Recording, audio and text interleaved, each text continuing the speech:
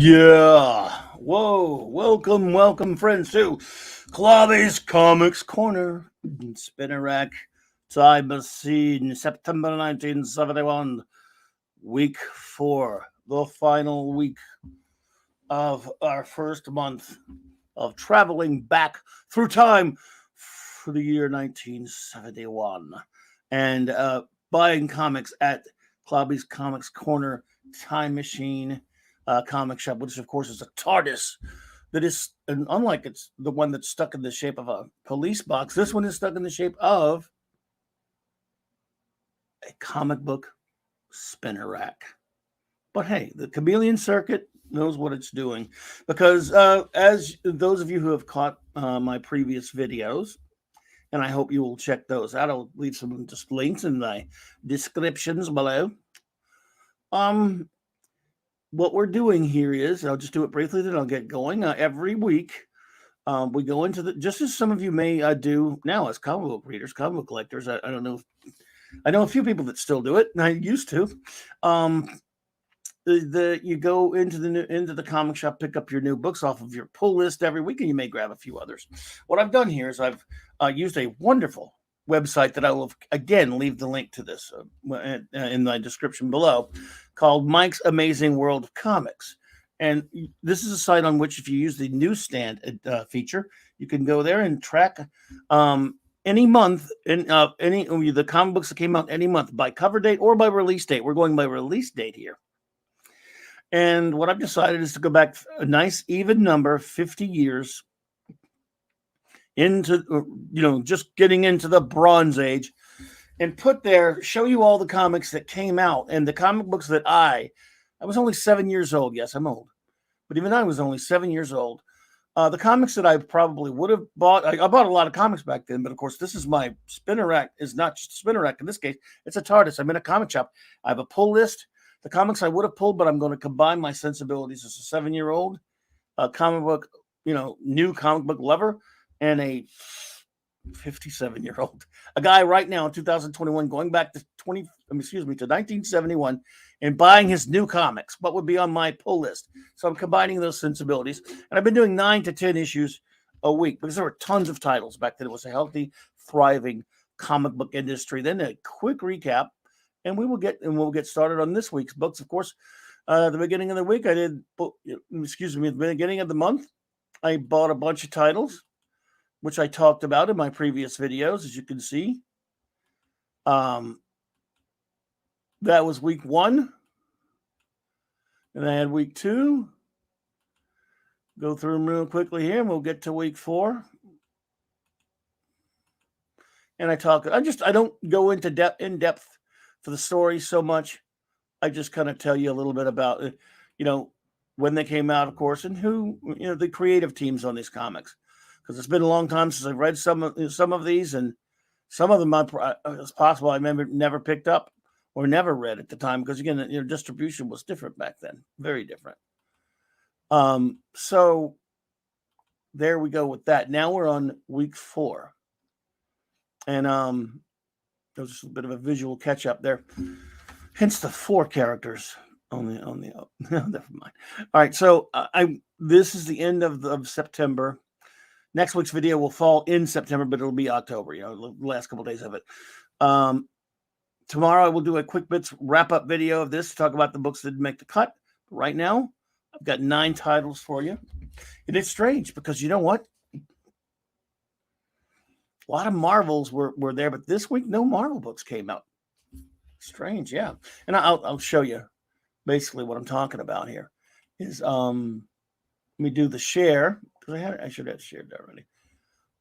This is the title, the site we're talking about. Going backwards, everyone, but bear with me. I'm senile. But for those who don't know me, those who know me already know that Clobby'S is senile. So just a quick flash of this, and we'll get more into depth in this tomorrow in the quick bits video. But there's just look how many titles there are, and so I don't know anyone who would buy them all. You have your Charltons, your Archies, your Gold Keys, your Harvey, your Warren Mags, and things like that. So, but we're going to go to week 4, which is right about here. And then we're going to start out with a gold key title. Korak, Son of Tarzan. I'm a big Tarzan fan, of course. And I love Tarzan, novels and, of course, some films and comics. I never had this when it came out, of course. I still don't have it. But this is a time machine. I've gone back in time and I've decided this is a book I would have picked up. My 2021 self would want this and would buy this. And may someday, Korak, Son of Tarzan, number 44. Story one by Gaylord Dubois, not a writer I'm familiar with, but Dan Spiegel did the art, and I'm very familiar with his work. I'm sure many of you are. Dubois on the story of part 2, and a gentleman named Massey. That's all. Some of these gold keys are difficult to research, and of course covered by the great, magnificent cover painter George Wilson, who did so many covers for Dell and Gold Key. I'm sure many of you are familiar with him, or at least you've seen his covers if you've looked at any old comic books. Next, we have Superman's girlfriend, Lois Lane, number 116. Yep, I don't know at the time. I love Superman. I'm not sure what I would have bought a quote-unquote a mag about a girl, not a girly mag. I was going to say girl. But now I would because, it's a Superman family book. And even though I'm more of a Lana guy than a Lois guy, Superman fans don't hurt me. Stories 1 through 3, Robert Kanigher. I'm sure you're familiar with that name. Interestingly, art for story 1 was by Werner Roth, who did a lot of, and I didn't see him do a lot of DC stuff. Perhaps he did. He did a lot of Marvel stuff, of course. And inked by, Vinnie Coletta. Not going to say much here, but it's Coletta. The story 2, art by Carmine Infantino. Yay, Carmine. And, of course, story 3 by Dick Giordano, the great Dick Giordano. Interestingly enough, credited in there was Jeff Jones. Yes, the old. And Jeff Jones, again, a very kind of an obscure artist from that time. He did a lot of Conan stuff, I do believe, and stuff. He was kind of great artist. Didn't do a lot of fantasy work later, I believe. I could be wrong. And the cover, of course, is by Roth. And story 2 was a reprint from Sensation Comics number 94 or something like that. I cut off my little information there. Sorry. Back to Gold Key, because we were mostly Marvel and DC the past couple of weeks. We're getting a little Gold Key love in here. The Twilight Zone, of course, based on the brilliant masterpiece of a show called, the same name, The Great Rod Serling. This will be Twilight Zone number 40. Many of these later, I think when you see some of these, you got to watch. A lot of them are reprints. They kept reprinting a lot of the same stories, but this one has multiple stories. Lynn Wein. Yes, that one. I mean, the well-known both Marvel and DC writer who unfortunately passed away too early a few years ago, but it was a very prolific writer and a very good writer and did a lot. And I was unaware till not too long ago that he'd done a lot of work for some other houses. Man was got some work done, didn't he? With art by Jack Sparling, a familiar name to some, I'm sure. Not one of the bigger names in the comics or anything like that, but if you know his work in some of these other companies. And Oscar Novell, Joe Serta, who I believe, did a lot of interiors for, I think he did a lot of interiors for Gold Key. But anyway, another nice George Wilson painted cover.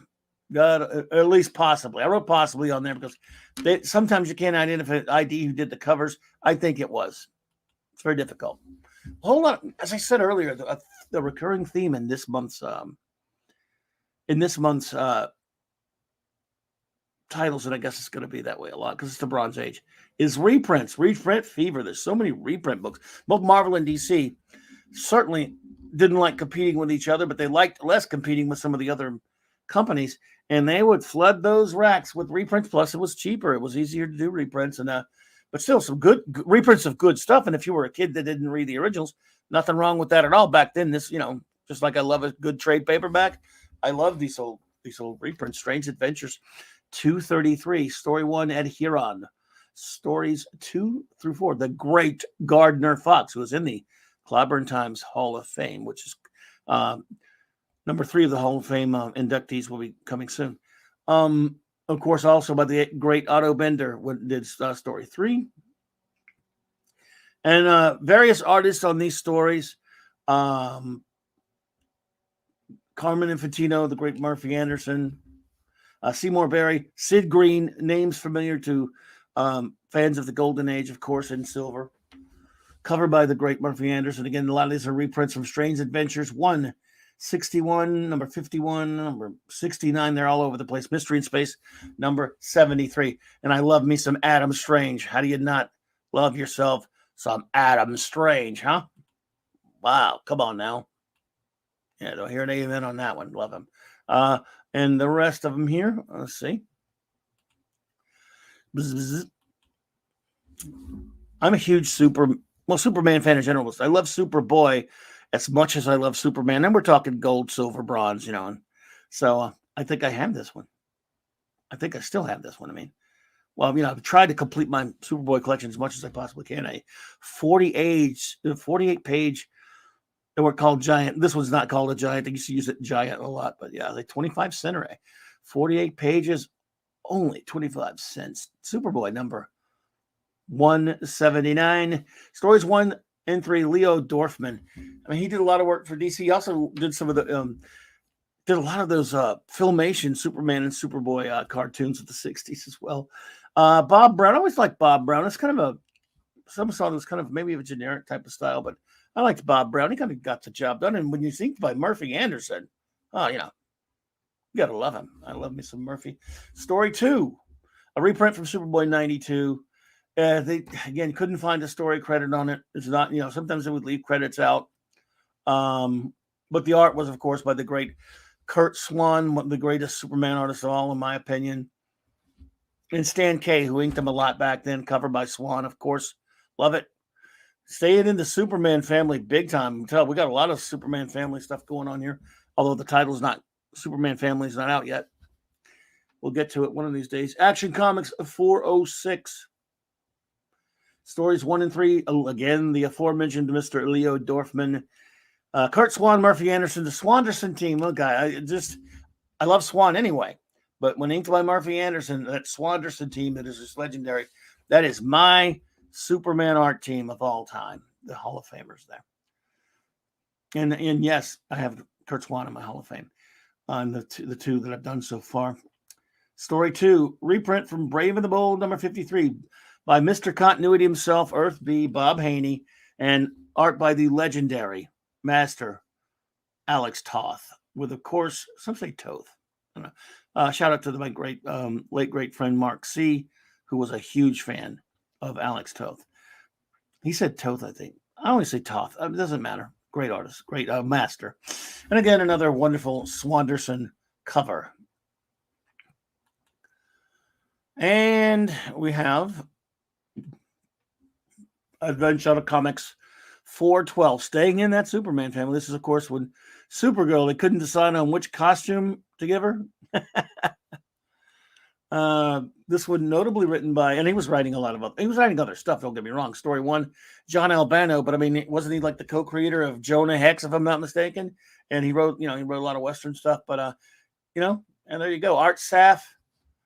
Of course, again, some of these guys were in Bob Oxner, the art, but these guys, they just, some of these guys were working from the Golden Age into the Silver, into the Bronze. As these guys gotten old there. Story 2, Dave Wood, Carmen Infantino, and George Russo. So that one kind of surprises me. I guess I knew he did some DC work. He was a staple at, early, at Atlas and early Marvel, but how that goes. These guys got whatever work they could with a Bob Oxner cover, who I always thought mostly did a lot of. Story number 1 by Frank Robbins. It's funny. Frank Robbins, of course, was an artist. In the Golden Age, even did a lot of stuff, and yet he was writing just as a writer. He did some stuff where he didn't do the pencils for a while for DC. Wrote some Batman. Art Bob Brown, and of course the extraordinary Dick Giordano. Story 2 by Robbins and Don Heck. And again, Don Heck. At this point, he just I guess he just moved over to DC like a lot of these guys. He was at Marvel for a long time, and Story 3 is a reprint. But they couldn't find a writer on it, a writer credit, but with some, it's because back then they almost never. It was probably Bill Finger. They almost never credited writers because this is a reprint from Batman number 31, quite a long time ago, art by one of the greats, Jerry Robinson. and the back one, same deal. They just didn't credit. They didn't have credit boxes. Were not very refined back then, as you may know. John Prentice on the art of story number 4, with, of course, a nifty Neil Adams cover, but I have to think somebody inked him on that. I couldn't find him of a credit.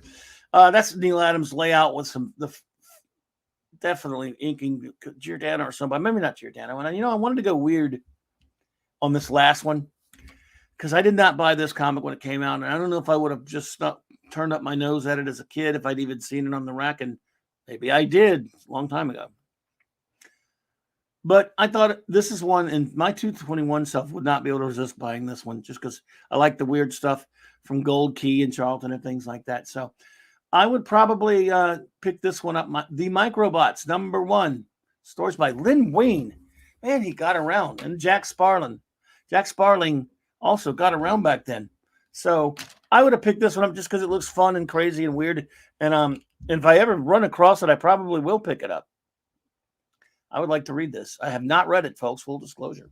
But anyway, the cover is, that could be George Wilson or the Santos or whatever. Was it Lisa? I can't remember the guy's name. I'm not sure who did the cover. I have no way of knowing it because it's tough to Grand Comics database. It's easy to research Marvel and DC. Not so much with Gold Key and Charlton and Archie and all these other ones. You could find stuff, but it's not as easy. And of course, Anyway. So that is what we have for you today on Clobby'S Comics Corner, week 4.